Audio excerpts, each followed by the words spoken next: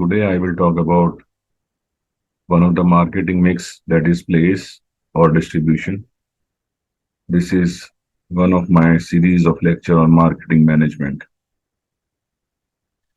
This is my lecture outline. First I will give introduction, then I will talk about channels of distribution, that is wholesalers and retailers. Then I will talk about how to select an appropriate distribution channel. Then I will list distribution decisions. Then I will talk about location of fixed facilities, including manufacturing plant and warehouse. And finally, I will talk about channel strategy at different stages of product life cycle. The term channels of distribution is used to refer to various intermediaries who help in moving the product from the producer to the consumer. Channel decisions refer to the managerial decisions on the selection of best route or path for moving goods from the producer to the consumer. Various utilities are created by channels of distribution, and these include place utility, time utility, convenience utility, and possession utility. The selling are of two types. One is direct selling, the other is indirect selling. In direct selling, company owned salesmen are used for selling, and they may use post office as mail orders, and they may have own retail stores. So company manages distribution by its own. In indirect selling, company uses either mercantile agents or merchant middlemen. Mercantile agents include brokers and commission agents, and merchant middlemen include wholesalers and retailers. So let us see about wholesalers and retailers. Wholesalers perform the following important functions: assembling, dispersion, warehousing, transportation, financing, risk assuming, grading, and packaging. So these are one or more functions of wholesalers. Then retailers, there are these types of retailers: department stores, cooperative stores, multiple shops or chain stores. Then how to select an appropriate channel. A rational decision regarding choice of channels of distribution should ensure maximum geographical coverage of the market, maximum promotional efforts at minimum cost.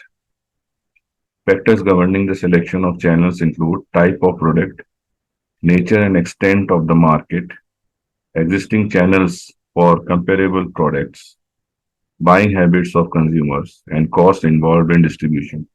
So these are some of the most important factors governing the selection of channels. The following criteria may be used for evaluation of channel partners or channel members: their sales performance, their marketing capabilities, their motivation to increase the volume of sales, competition faced by them, their growth prospects. So these are basically parameters on which we can score various channel members and decide upon which channel member to select.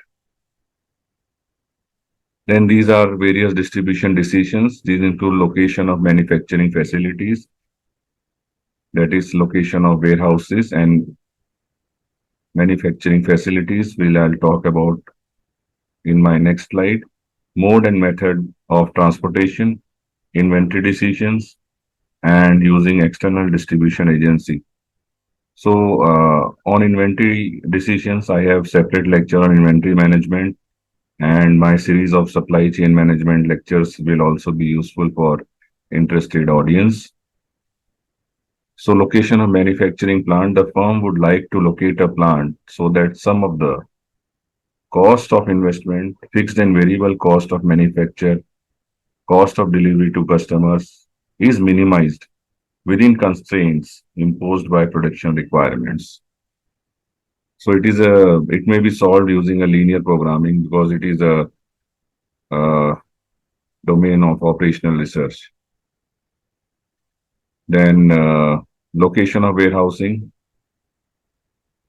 It is decided taking into account location of the manufacturing plant, the geographical spread of the market, degree of market concentration, nature and adequacy of transportation, nature and end use of the product, the degree of service to be provided in terms of availability, adequacy of infrastructure facilities.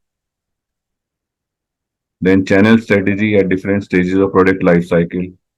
These include introduction stage, that is selective channel partners. At this stage, we have selective channel partners. In the growth stage, we should increase distribution channels. In maturity stage, we should have intensive distribution. And in decline stage, we should phase out weak distribution channels. So we should reduce the distribution channels. So this is the channel strategy during various stages of product life cycle.